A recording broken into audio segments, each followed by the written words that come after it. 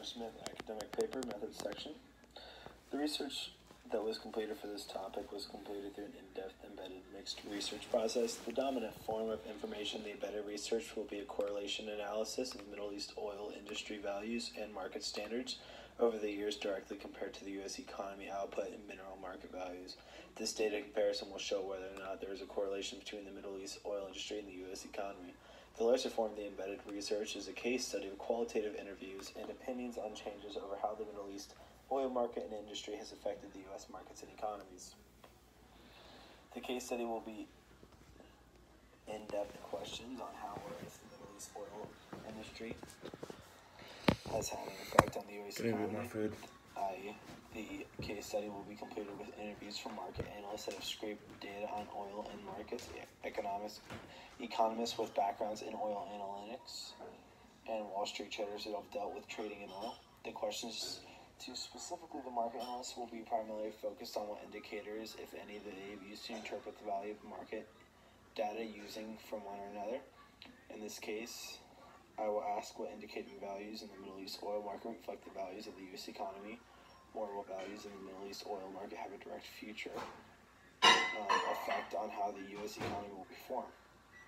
I will ask the economists questions about the historical background and economic system on how the Middle East oil values and markets can affect the U.S. economy directly, and through what systems are those values transferred that directly affect the U.S. economy. The questions that I will ask the traders is whether or not they have noticed trends in influencing the economy regarding oil markets. It is not uncommon for traders of events to pump money into these markets to inflate them or to pull out their investments in order to short the markets. The correlation research that I will do will be analyzing the possible connection between the Middle East oil industry values and the U.S. economy market values. My main efforts will consist of scrubbing immediately important data and figures off of spreadsheets and fiscal report charts that have been publicly released and possibly already analyzed. For the immediate data, I will begin to construct my own data charts and opinions. My changing variables will be the values of the various markets compared to the changing value of oil in the Middle East. I will also use the values of oil commodity markets as a security value in case the oil values are too skewed or low to be compared to the United States economy. Once I have the values plotted, I will run statistics to determine if there is a quantitative correlation. This will be decided by running a least squares line followed by a residual plot and double check with the variability and correlation variable tests. Once I have completed the quantitative test for correlation, I will begin to perform causation tests between the two variables. This is the most important step because if the result is that there are lurking or common variables that significantly contribute to the data that I have collected off of the plots, then the data is no longer applicable. In order for that data to be appropriately applied to the research, the data has to be associated with appropriately connected variables. My literature review. The United States is the single most powerful country, yet may be controlled by a thick black liquid that ruled the world. Oil is the gold for the 21st century. Oil is the most sought-after mineral commodity, it has the most trade value, it is the most used resource in the world, and has the potential to control the economy of other countries. My topic of discussion is how the oil values and markets in the Middle East affect the economy and markets of the United States. The first parameter of my topic, research, are oil values in the Middle East over the last 30 years. I will not be using U.S. oil values or any other countries unless I decide that the value is a common or likely value that will be considered in the method section. The other parameter of my project are the United States economic markets, and there will be no variation in markets that I will use for evaluation. I will only use the markets to value trends within the U.S.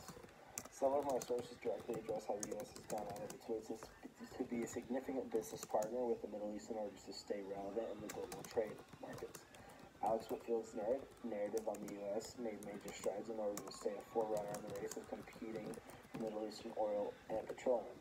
Whitfield's main points were themed around the United States declaring economic independence with the Middle East. The United States established that it needed the Middle East in order to maintain its global presence as a global power player.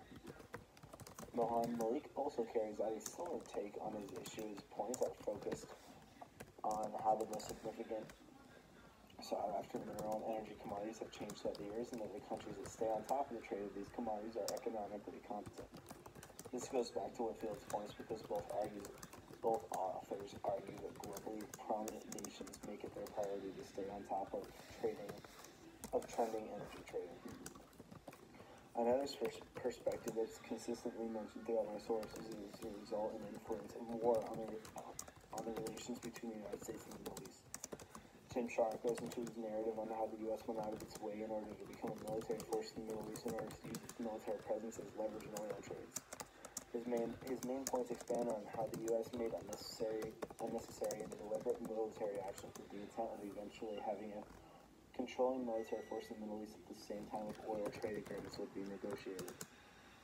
However, none of my sources directly address whether or not the value and market trends of Middle Eastern oil actually have an effect on the United States economy. Nearly all of my sources note or argue that the U.S. made strenuous efforts to acquire and have a controlling part in the Middle East oil, but none of them analyze whether or not the oil that is so sought after can actually affect the United States economy. That is what my gap is researching if all of the effort made by our nation is actually worth it.